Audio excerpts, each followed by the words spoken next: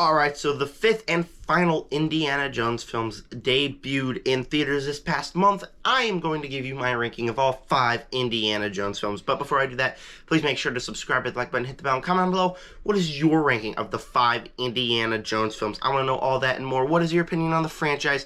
Did you grow up with it, or are you like me who just recently watched all of them for the first time, besides Raiders and Temple of Doom, just to watch this new movie? I want to know all that and more down below. With that said, let's get started with my ranking. And a little background on Indiana Jones. I grew up watching Raiders of the Lost Ark. I grew up watching Temple of Doom. This is the first time I've ever seen The Last Crusade or Kingdom of the Crystal Skull. So it's kind of like a new thing for me. But Indiana Jones is kind of like the prime 90s, 80s action franchise. That's what this is. And I had a lot of fun with it, and I really did enjoy watching the Indiana Jones films. With that said, number 5, and that's gonna have to be Kingdom of the Crystal Skull. And for me, this is the one that is a lot of fun. I really did enjoy it, but it's the one with a lot of problems as well. Going into the Indiana Jones franchise, this bottom 4 is pretty much all tied, besides Kingdom of the Crystal Skull and What's My First Place. So my next 3 will be tied in how much I enjoyed them, so just stay tuned for that. But Kingdom of the Crystal Skull is easily the weakest for me because it has all the problems. Starting with the positives, it's a lot more fun than I expected. It's got plenty of the fun Indiana Jones action scenes, plenty of whatever you want coming into an Indiana Jones film. It has that, and it's fun, and the cast is great. Marion and having her chemistry with Indy back was absolutely phenomenal, and I really like that. Shia LaBeouf is in this film. He's hilarious in the movie. There's just the fun action set pieces, the fun adventure stuff, the fun puzzles. It has everything that you want from an Indiana Jones film. Thing is, the writing, specifically in the end, is not too good. First off, you got scenes that are pretty popular now, but like Shia LaBeouf swinging with monkeys to stop the bad guys. That's not Indiana Jones. That's taking the grounded all away. And when that scene happened, I was like, what is going on? It was weird. And we got the writing in general, because at the middle of the film, it's like, oh, hey, Marion. Okay, we're going to escape. And then Indy's like saying some witty words, and then they fall back in love and they get married. There's like no comeback for this romance. It's just like, the movie needs to have the romance, so we're going to make the romance work. And there's no way this would have worked ever. The thing is, in all of the other Indiana Jones movies, the romances work because they are smart and smart written. This one is completely not smart written. Like I said, there's still some very fun things in this movie, but it's just the one that when the movie ended, I was like, wow, that was a little bit of disappointment. There are several plot lines left untouched. There are several things that were just messy in the movie. And fixed the writing just a little bit in this movie. And I think you could have a pretty fun Indiana Jones films, because I did enjoy this movie. I'd still go positive on it, but it's the one that at the end of it I was left with the most amount of questions. And like I said, going into number 4, 3, and 2, these are all pretty much tied for me. These could switch any given day. The way I'm keeping them on the ranking is I'm keeping it in the way that I did right after watching them.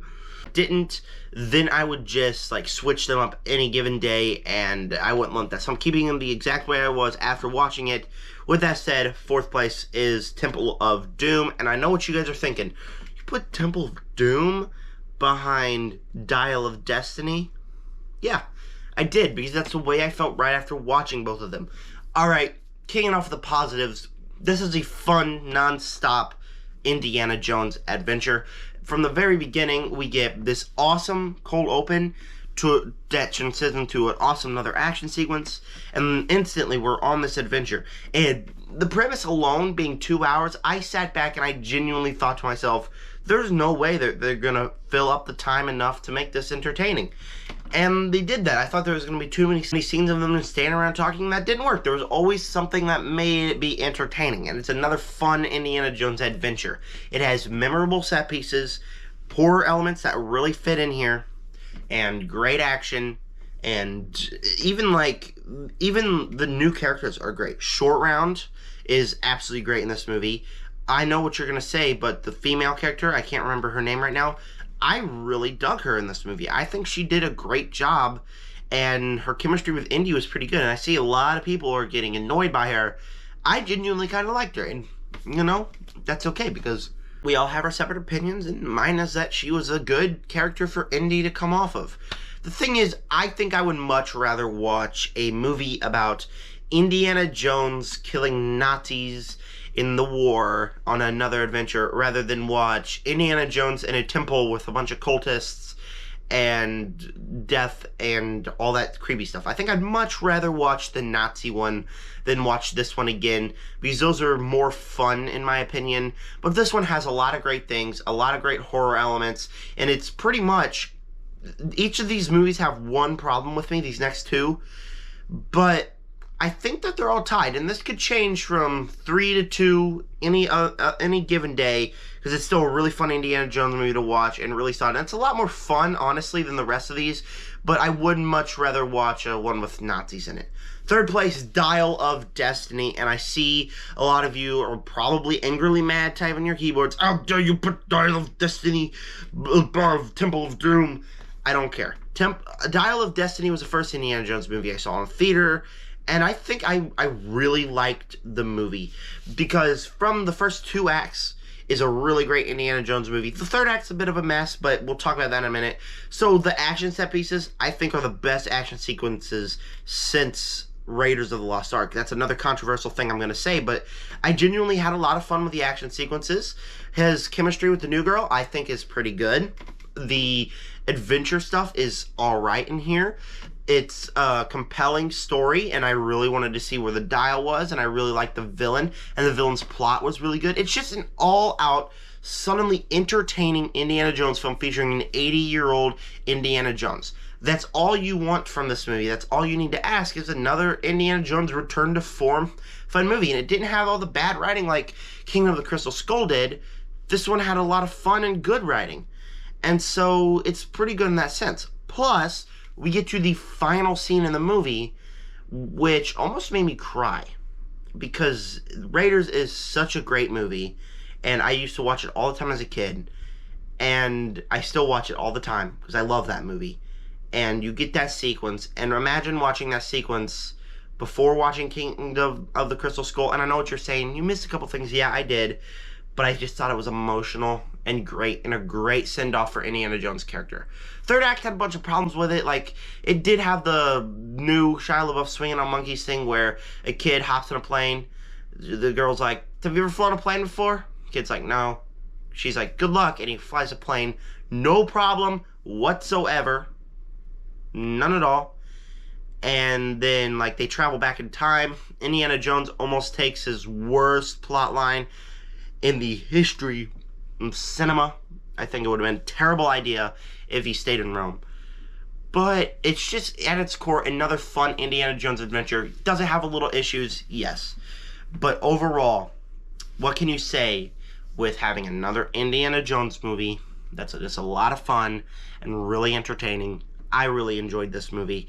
Number 2, The Last Crusade, and like I said, could change any given day, because this is a movie that I think is the Indiana Jones movie that is less fun, but it's also the one that is, like, focused and works more for its premise. Really like Indy's chemistry with his father. I think they both are absolutely great on screen together. Really like the plot here to get the Crystal Skull, and the ending is really fun. The puzzles with him and his father and him and everybody, that's really fun. The new girl wasn't the best, but she was okay in the movie. It's just like, it's a really focused movie.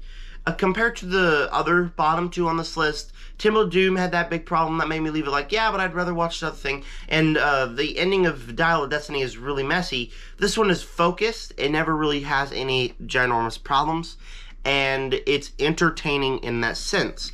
The thing is, it's not as near as fun as the other Indiana Jones movies. The action set pieces aren't as memorable. They're fun to watch, but they aren't as memorable as anything else on this list. I can easily think of these movies and think of the action set piece that goes along with it. When I think of this movie, I think about the chemistry with his father, which was absolutely great, by the way. And his character arc with his father and how they round out in the character arcs, those really work in this movie. But the thing is, it's just like, it's not that fun to watch. If I was going to rewatch an Indiana Jones film, I would quite possibly rewatch any of the other ones on this list. This was fun to watch. It was focused. It was excellently written, but it wasn't the most entertaining movie, if that makes any sense. Because, and I don't know why it's up on 2. Like I said, these last 3 were totally compared to each other. I did like this movie a lot. There was a lot of great positives. The character arcs were great, but it's just not as fun as I would like it to be. But you already know, easily coming in the first place, Raiders of the Lost Ark. This is the classic action movie. I absolutely love this movie. From the cast, to the characters, to the action sequences, to the villains, everything in this is perfectly done. The cast here is absolutely great, with Harrison Ford in the lead role. The action set pieces are memorable. Every time I watch this movie, I'm like, this action set piece is awesome. This action set piece is awesome. And because I grew up with this as a kid, I remember all of these, and they're fun. The villains are great. The way the movie ended, before, like, recently, I never really liked the ending, but the ending is gruesome and great for that. The characters and their character arcs are absolutely great. I just love so much about this movie. It's the classic action movie directed by Steven Spielberg with George Lucas. It's every movie you could ever want from an Indiana Jones movie. It's just a perfect start to this franchise that lasted so long, and it's amazing. That's why it comes at number 1. Thank you guys for clicking on this video. With that said, I want you guys to go down below, subscribe, hit the like button, hit the bell, and comment down below, what did you guys think of the Indiana Jones movies? What is your ranking of all 5 of them? I have a DCEU ranking coming up. I have a Barry ranking coming up. I have a bunch of reviews coming up. They're going to be on my second channel, I believe. They're going to be reviews for Joyride, Insidious, The Red Door, Sisu, and the Boogeyman, because I've been watching a lot of movies lately. Anyways, thank you guys so much for clicking on this video. With that said, subscribe, join the Nerd Army. Peace out.